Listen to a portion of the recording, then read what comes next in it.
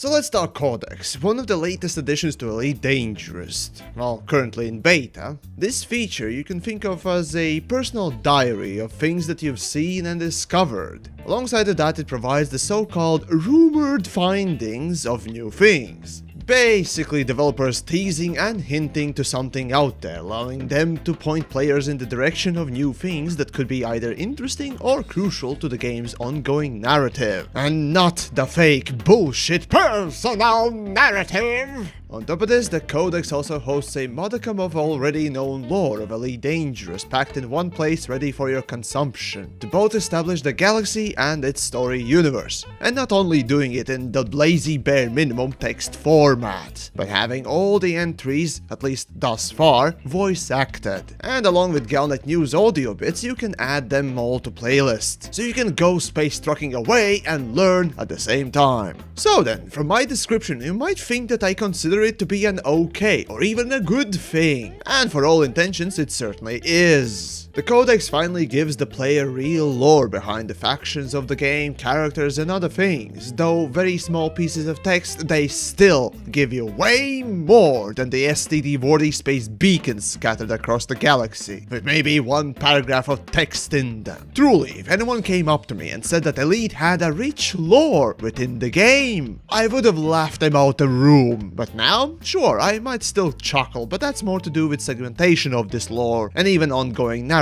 rather than the lack of it. As for the bad things, but of course TheYamiks, the self-proclaimed hypercritical dead horse beating space Latvian, won't pass a chance to rain diarrhea onto potentially good things. So first off, the UI in general. I know that writing this piece when the feature is still in beta can seem unfair, but Frontier is known quite well for only tweaking bits of the beta and not reworking them based on the feedback that quite often seems to just echo in the chamber of a deaf person. Basically, I'm making a point that they won't change it, or at least I expect them not to. So UI is horrible in several ways. First, obviously, is that all the tabs and pictures, mostly in Discovery's page, the layout is just cumbersome and inexplicable at times. Navigating your own discoveries, rumors, and reports gets really frustrating and quite frankly makes me wonder if the job wasn't given to a programmer, not a UI designer, to make the layout, because it really feels like it was made by a code monkey. I know, accounting for console peasants is a must, but wouldn't that make the UI more compact, not expand?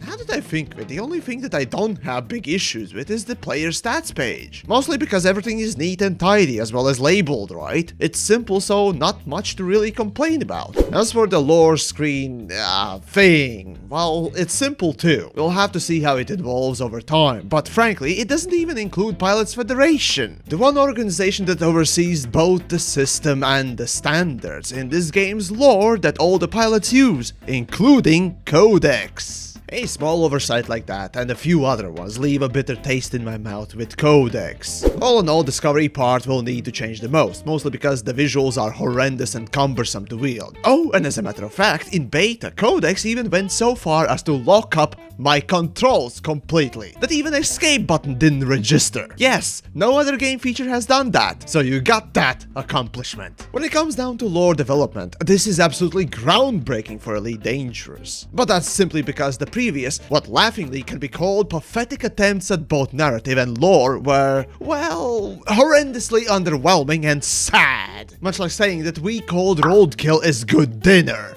Now, even the broken half-step of a narrative and lore that is Codex will at least provide the bare minimum, which is agreeable, but not good, just okay. Though the idea of implementing rumored discoveries is a nicer way than the random text in a random station news articles with convoluted quote-unquote puzzles that end up leading players to a place the developers themselves locked out anyone from going, so that particular 4-year-old puzzle cannot be solved.